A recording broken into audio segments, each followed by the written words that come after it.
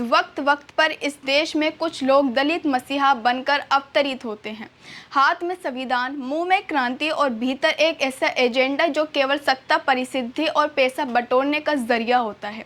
ये नेता जब दलित उत्थान की बात करते हैं तो लगता है बाबा साहब ने स्वर्ग से भेजा हो इन्हें। पर ये दलितों के कितने हितैषी हैं, वह सत्य एक वैचारिक और चारित्रिक तिजोरी में बंद रह जाता है। इनमें से एक हैं चंद्रशेखर आज़ाद रावण, जो जितनी तेजी से टीवी डिबेट और ट्विटर पर क्रांतिकारी नारे लगाते हैं, उतनी ही चुप्पी उनके काले कारनामों पर छा जाती है।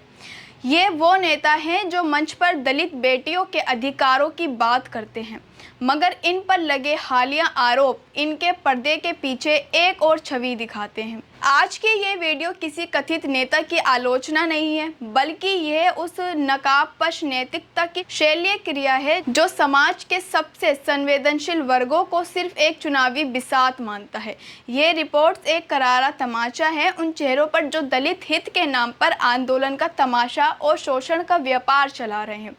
क्या है ये पूरा मामला, आइए जानते हैं आज की इस वीडियो में। इतना तो आप समझ ही गए होंगे कि हम किसकी बात कर रहे हैं। हम बात कर रहे हैं नगीना से लोकसभा सांसद और भीम आर्मी के संस्थापक चंद्रशेखर आज़ाद रावण की, जिन पर एक बार फिर शोषण, छल और धोखे के संगीन आरोप लगे हैं।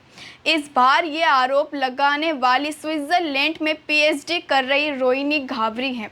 हम आरोपों पर बात करें उससे पहले ये जान लीजिए कि रोहिणी घाबरी हैं कौन। तो रोहिणी घाबरी वाल्मीकि समाज से आती हैं, परंतु ब्राह्मणों के खिलाफ घृणा फैलाने की राजनीति से साफ इनकार करती हैं।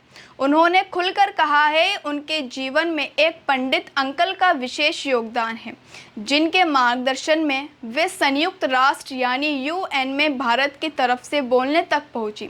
वहीं उन्होंने मंच से जय श्री राम का उद्घोष कर पाकिस्तान को खरी खोटी सुनाई और राम मंदिर की प्रतिष्ठा को वैश्विक गौरव बताया। यानी वे एक ऐसी दलित महिला हैं जो जाति के नाम पर नफरत की नहीं, सहयोग की बात करती हैं। और यही बात इन दलित मसीहाई के मुखौटे पहनने वालों को चुभती है। अब बात करते हैं कि रोहिणी घाबरी ने आखिर चंद्रशेखर पर आरोप क्या लगाया। रोहिणी घाबरी ने अपने सोशल मीडिया प्लेटफॉर्म एक्स पर एक पोस्ट साझा किया।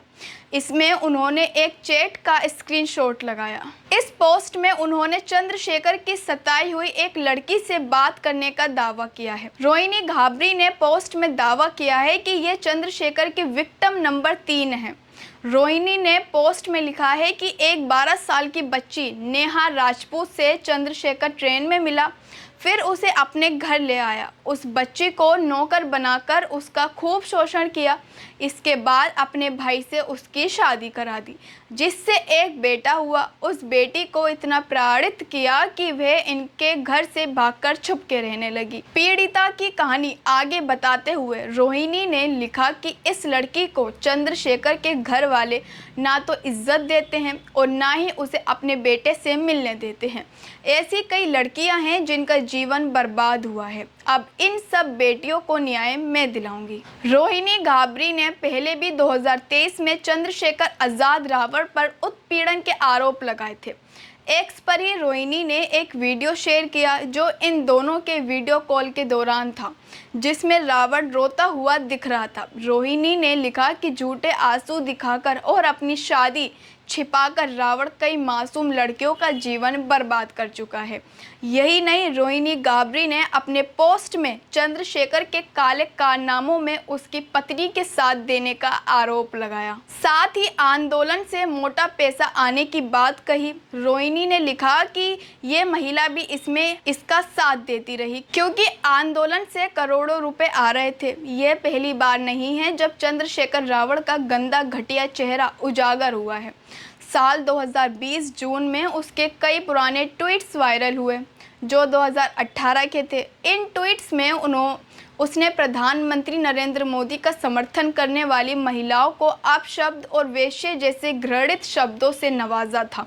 उसने जो शब्द इस्तेमाल किए थे वो हम यहाँ पे बोल नहीं सकते। उसने आगे लिखा कि इन सभी महिलाओं ने खुद को बीजेपी को बेच दिया है, जिसके बाद राष्ट्रीय महिला आयोग को इन ट्वीट्स पर हस्तक्षेप करना पड़ा था। यानी मंच से बहू बेटियों की इज्जत और समानता का पाठ पढ़ाने वाला ये नेता ट्विटर और महिलाओं के लिए अपनी गालियों का गटर खोल देता है। अब सवाल ये उठता है कि क्या ये वही नेता है जो हर मंच से खुद को नई राजनीति का प्रतीक बताता है, जो बाबा साहब का नाम लेकर लड़कियों को बरग लाने की कोशिश करता है? और क्या ये दलितों की आवाज़ है या दलित बेटियों के डर की सूरत? ये सवाल हम आप पर छोड़े जा रहे हैं। आपका इस विषय पर क्या कहना है, हमें कमेंट सेक्शन में ज़रूर बताएं। और अगर चैनल पर नए हैं तो सब्सक्राइब भी ज़रूर कर दीजिए। और हाँ, इस वीडियो को ज़्यादा से ज़्यादा शेयर करिएगा। क्योंकि जागरूकता ज़रूरी है। एक नेता मंच से गरजता है कि मैं दलितों की आवाज़ हूँ और जनता जय जयकार लगाती है। उसका दावा है कि वह दलितों में एक नई चेतना का उभार लाने आया है। एक तरह से वह नेता स्वयं को दलितों का मसीहा के रूप में प्रस्तुत करता है। और जब एक इंसान नेता बनता है तो वो ये भरोसा दिलाता है कि वो जो भी कार्य करेगा जनता की भलाई के लिए करेगा। लेकिन एक ऐसा नेता जो महिलाओं की इज्जत करना नहीं जानता, उन्हें इतने गंदे गंदे अपशब्द बोलता हो, क्या ऐसा नेता हमारे देश में आना चाहिए? ये भी कमेंट्स में ज़रूर बताइएगा। मिलते हैं अगली वीडियो में। धन्यवाद। अगर आपने अभी तक हमारा चैनल सब्सक्राइब नहीं किया है तो सब्सक्राइब करें और घंटी का बटन बिल्कुल भी दबाना ना भूलें ताकि सभी लेटेस्ट खबरें पहुंच सकें आप पे सबसे पहले।